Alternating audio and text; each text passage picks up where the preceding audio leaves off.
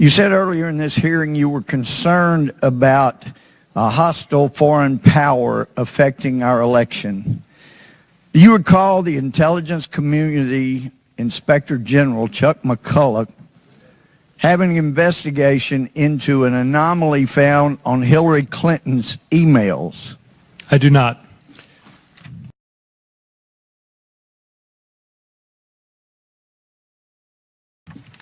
Well, let me refresh your recollection. The Intelligence Community Inspector General, Chuck McCulloch, sent his investigator, Frank Rucker, along with an ICIG attorney, Jeanette McMillan, to brief you and Dean Chappelle and two other FBI personnel that I won't name at this time about an anomaly they had found on Hillary Clinton's emails that were going to and from the private unauthorized server that you were supposed to be investigating. Now, do you remember it?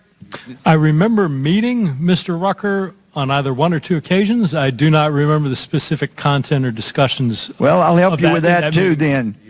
Mr. Rucker reported to those of you, the four of you there, in the presence of the ICIG attorney, that they had found this anomaly on Hillary Clinton's emails going through her private server. And when they had done the forensic analysis, they found that her emails, every single one except for four, over 30,000 of them, were going to an address that was not on the distribution list. It was a compartmentalized bit of information that was sending it to an unauthorized source. Do you recall that? Sir, I don't. Well, he went on to explain it, and you didn't say anything. No. You thanked him, you shook his hand, but the problem was that it was going to an unauthorized source that was a foreign entity unrelated to Russia, and from what you've said here, you did nothing more than nod and shake the man's hand when you didn't seem to be all that concerned about our national integrity of our election when it was involving Hillary Clinton.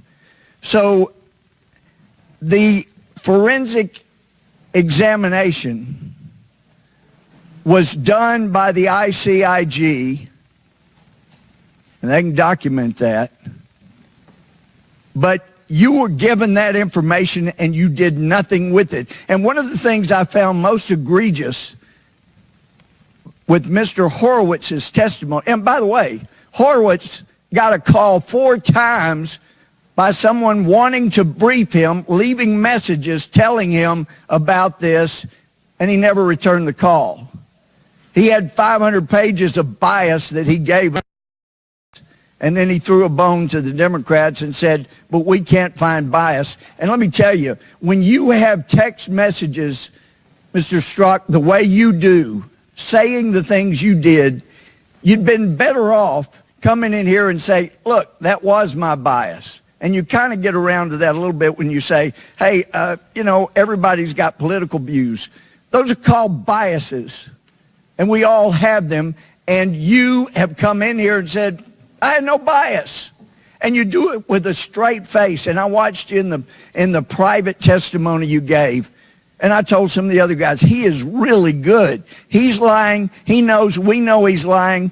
And he could probably pass a polygraph. It's amazing. Mr. Chairman. No, this is my Mr. time. Chairman, I'm sorry. It needs to point be of order. paused. This point of order. No, The gentleman will state his point of order.